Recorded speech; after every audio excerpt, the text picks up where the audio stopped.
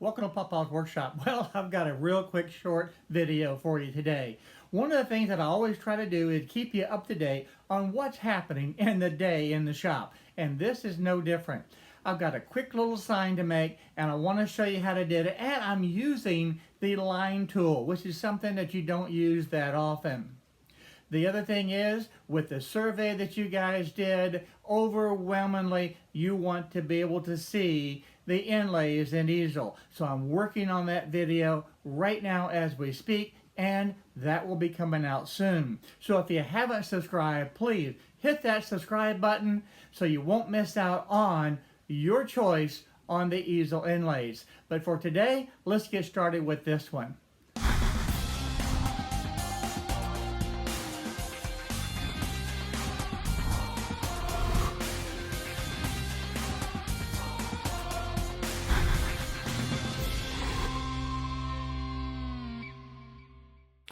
I've got a real quick sign that I need to make today, so I'm going to do a quick video showing you how I'm going to do it. And today, we're going to be using the line tool to be able to create this sign. Now, the size of the sign is going to be 24 by 9. And then from there, everything else is going to get cut out on the CNC machine, including the border for this sign. This is a 1/4 inch particle board that I'm using to be able to make this sign. And it's just a piece of scrap that I had in my scrap pile, and oftentimes that's what I use, and it worked out quite well. Now here, I'm just taking it over to the CNC machine, and I'm going to clamp it down. And yeah, even though I'm going to be cutting all the way through, I decided just to go ahead and clamp it down today using my bump stops and the clamps that I have made in the shop. Now, as I look for a place to be able to attach this one, I realized that one of my threaded inserts has actually dropped out. So I'm actually clamping it down with my longer bump stop and using the hold down on the back side. Not the absolute best, but guess what? It still holds and it's holding well. So I'm going to go with it. Now I'm going to go ahead and attach to the others, and they all will go right in as it should. Now I want to show you this. These bump stops that has this front little edge on here makes a perfect clamp down also.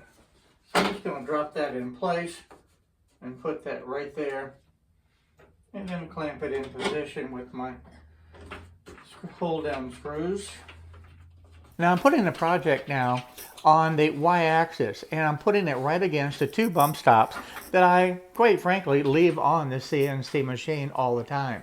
They have been on there now probably for at least 6 months, maybe a year even. And they're following the line that I actually carved into the wasteboard using the CNC machine itself. That way, it is an exact line of a reference from the machine, from the computer, and it gives a perfect reference. Now, I actually put this line in when I was doing a lot of the tiling operation because I needed to have the exact measurements, and that's very, very important when it comes to the tiling.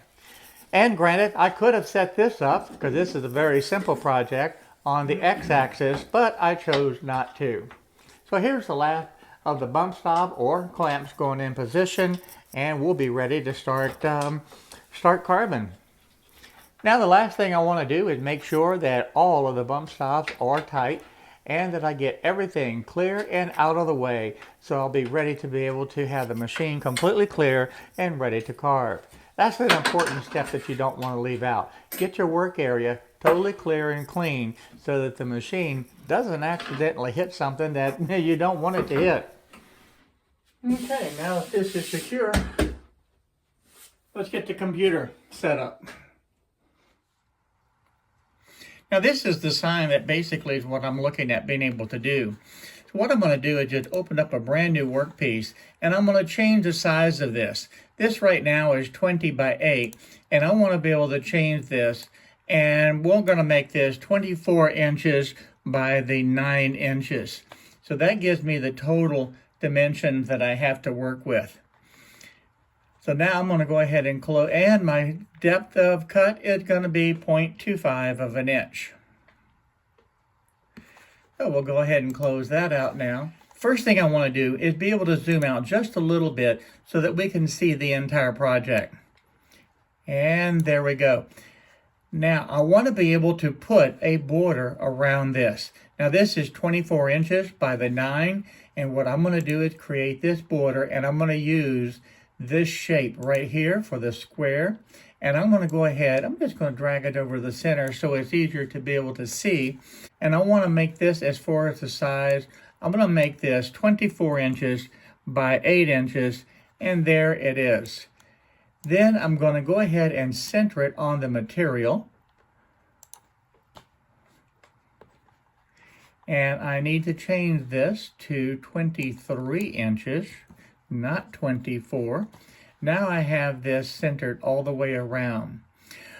I don't want to create a pocket, so what I want to be able to do is go over to the cut menu, and I'm going to create this, not as a pocket, but I'm going to cut this on the, let's see here, we'll cut this on the outside.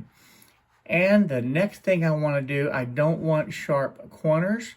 So what I'm going to do is come over to shape, and I'm going to look at the corner radius. And let's take a look at about 0.75 of an inch. And that actually looks pretty good. I think I'm going to stay with that. So that's what we're going to work with there. And this is going to cut all the way through the material, but I'll take care of that in just a moment. The next thing I want to do is come up to this line tool, and I'm going to come right into here, and I'm going to highlight and start my arrow. And then I can stretch this down to right about here, and you can see the color change. It turns red when I'm right on the grid line. And I think I'm going to stop right here. And I want to click and go out 1 inch. We'll be on that red line. Then I'm going to come down to here. And I need to be right about this point. Then I'll come back over to this area. And you see the red line pops up? That snaps it so you can see exactly where you are. So I'm going to click my mouse again. Come in the 1 inch, and then I'm going to click it when it gets to that red line. There we go. Come on back, and that didn't do. I don't like that. We'll adjust that in a minute. We'll come back down to this point, click it, and end up back at the original spot, and I'll click the escape, and I now have an arrow. But you see this right here? This is not straight. So I want to click on it again, but I want to come over to be able to edit the points. And I want to be able to keep this a sharp point, but I want to be able to move this over just a little bit, just like that, so that red line lined up. And that did it. That fixed with the edit nodes. The next thing that I want to be able to do with this is have this centered in the workpiece. So with that highlighted, just come up here to the edit, click center to the material, and it looks good. It actually, I don't believe, moved at all. So let's highlight now everything. And we'll make this at the full depth. Going to cut this all the way through the material at 0.25 of an inch. And the next thing, I want to be able to use tabs. I have tabs here. And you see the little yellow dot? That represents the tab with it in the crosshairs. There we go. Grab it. That one's okay. That one's okay. Let's grab this one right here. We'll slide it up to this point. Now I'm going to go ahead and highlight just this, and you can see the same things. Look at this little tab right here at this point. Don't want that. We'll slide it down 1, 2, 3, and 4. That is perfect. Now then, that is going to be able to cut out and be just perfect. Let's go ahead and get the machine turned on, and we're going to carve this.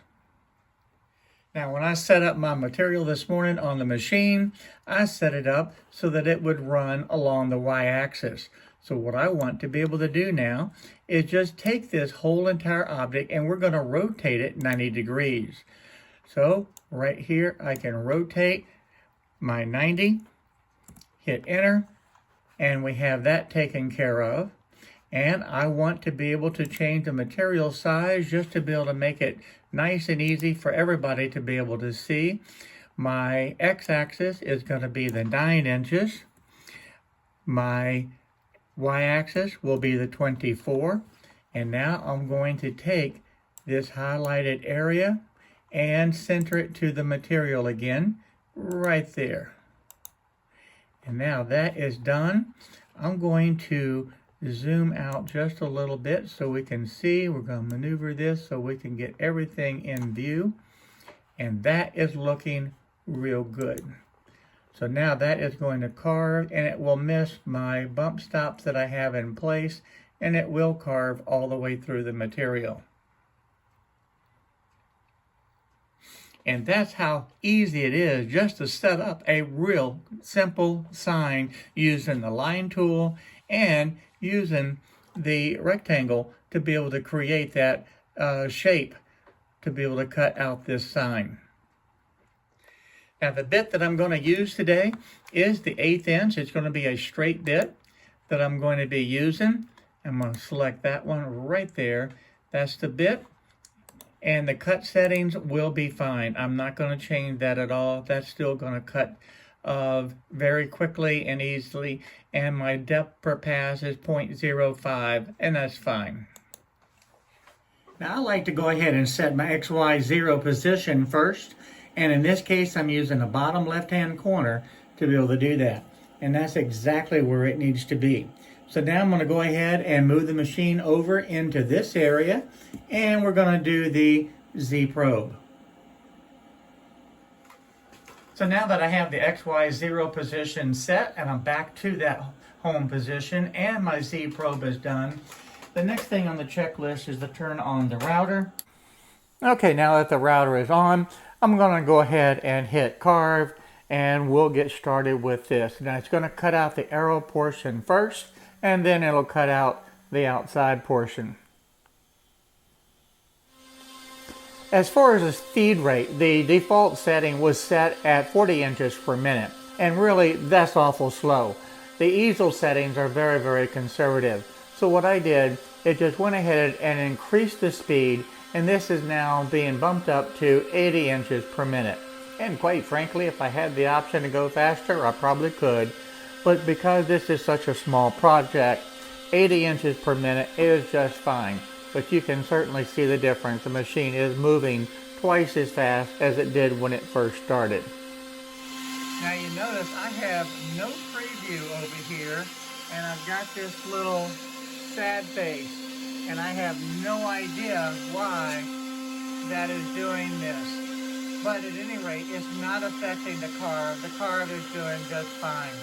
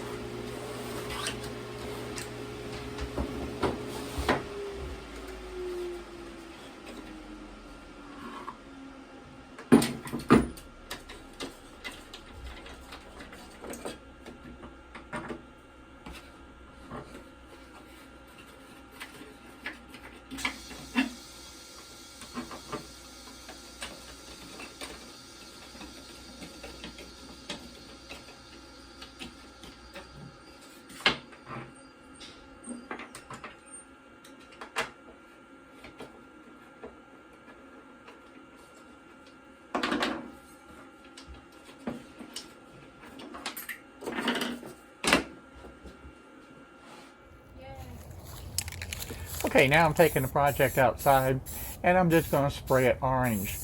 Now you notice the little foot that it's resting in. I just took a scrap piece of plywood and cut my 1/4 inch groove into it and glued this sign into that spot. That's really it. Nothing fancy at all, but this is going to work. So I'm going to put on several coats of the orange paint to be able to make it look as nice as I can, and we'll call this project done. Now before I go, I do want to mention one thing. As far as the paint that I'm using the Rust-Oleum 2x, and this is the real orange as far as the color. I want to thank everybody for watching today, and please consider supporting this channel by joining the Patreon community and subscribing to this channel. Again, thank you, and I'll see you on the next project.